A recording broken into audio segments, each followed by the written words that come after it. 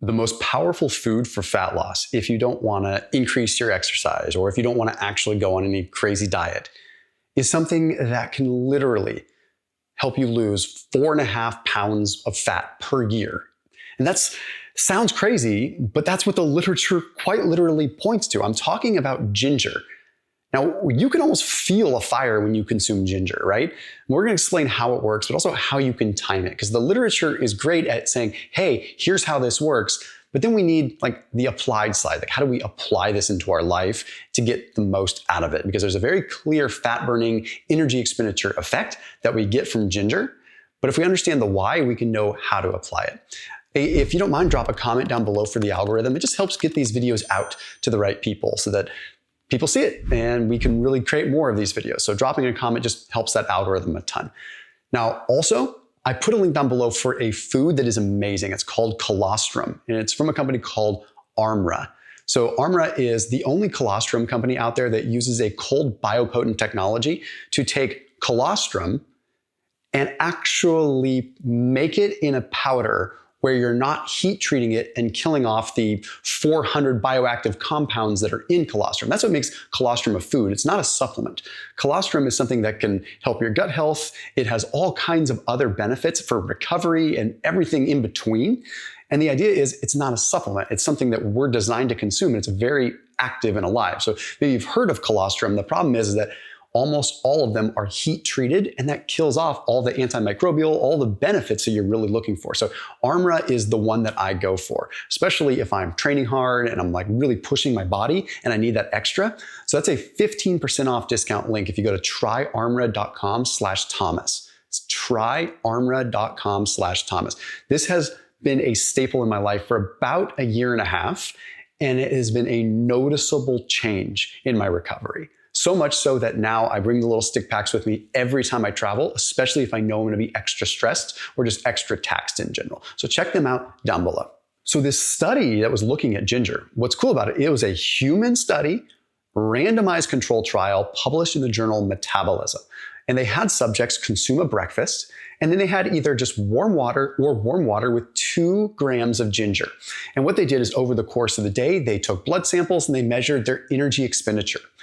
At the end of the day, or at the end of 6 hours in this case, the ginger group, the group that ate a normal breakfast, just like the other people, but had 2 grams of ginger powder in water, they burned 42 extra calories, doing nothing else. Why is this? Well, let's get to a little bit more detail first. 42 calories might not sound like a lot, but what we're going to look at is that if you extrapolate that over the course of a year, that's 4.5, almost 4.5 pounds of fat. Okay. Now, additionally, they saw that their hunger scores went down tremendously and their satiety went up. So ginger also curbed their appetite. You might be saying, well, the only reason you'll lose the fat is because you eat less. No, their energy expenditure went up by 42 calories. And then we find out, well, also their appetite went down. So this was over the course of one day. So if you did this continually, you'd increase your metabolic rate, your energy expenditure, while simultaneously eating less. So 4.5 pounds of fat loss is a conservative, very conservative estimate, considering that you might just eat less too. Now, if you've ever had ginger, you know it's spicy in a way that isn't spicy like capsaicin or chili, right? It's different. You're burning deep. And that's because it is a potent activator of what is called the TRPV1 receptor. This TRPV1 receptor turns on the sympathetic nervous system. And subsequently, the sympathetic nervous system is your fight or flight. So when that fight or flight gets turned on, it activates the beta and the alpha adrenergic receptors, which when you're going through fat burning, that's how the nervous system triggers fat loss. So for example, if you were to be fasted, you'd be in a sympathetic nervous system state. Your body's looking for food, you're a little bit stressed. And then you were to go do some exercise, you'd be a lot more stressed, but you'd burn a lot of fat, right? Because there's an activity of that sympathetic nervous system acting upon the beta and alpha adrenergic receptors. It looks as though ginger activates those receptors and activates TRPV1 in a way where we're getting this fat loss. We're getting this sympathetic tone for fat loss, so much so that it's curbing our appetite and increasing our energy expenditure. This is fascinating. So how do you do it? Do you do it with food? The interesting thing is that this study did it with food, which realistically the real benefit, in my opinion, would come even more so without food. Because with food, you're sort of diluting the effect of TRPV1. For example, imagine if you were fasted, you haven't had anything, and you were to drink a thimble of hot sauce. You'd feel it spicy in your stomach, and you'd probably feel your body heat go up, right? Same kind of thing with ginger. Ginger powder is not that spicy. We're relying on like this deep, inherent pungentness to it. So you have that with a big meal. I would argue that what's happening with a big meal is it's aiding digestion, because the gingerol and the shogal that's in ginger have huge digestive benefits. So there's that. But the real metabolic benefit based upon the sympathetic nervous system would be to have it in a fasted state. Would the ginger actually be like okay to have in a fasted state? Would it break a fast? I think if you had ginger powder, it's such a negligible amount of calories that you could probably have it first thing in the morning prior to exercise, and you could increase the overall like thermic effect of your actual activity. We're talking legitimate thermic effect, like it's called dietary induced thermogenesis. And there's other foods that can do this, right? But nothing to this degree.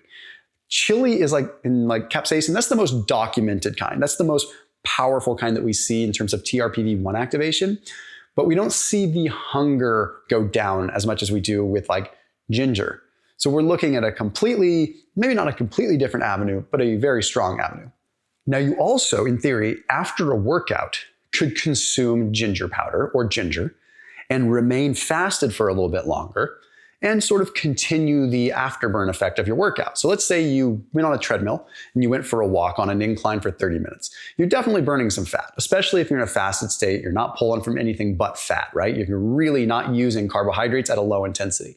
But you have just enough beta oxidation, which is fat burning, to really get things going in that direction. Now, if you were to stop the workout, you might burn calories and burn fat for a little bit after that workout. But if you were to say, hey, I'm not going to really eat, but I'm going to have some ginger powder, or I'm going to just do what I can to increase my metabolic rate, that would be a cool solution to do, and then stay fasted for like another hour or so and get this increased energy expenditure.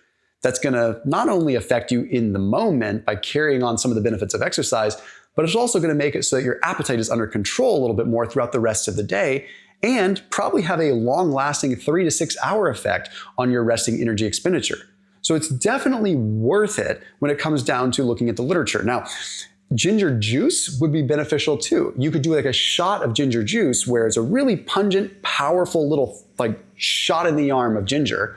Or you could straight up use ginger powder, which has almost no taste whatsoever. Like you feel that pungentness, but it's probably happening much more internally than it is if you were to like just chew on a stalk of ginger, right?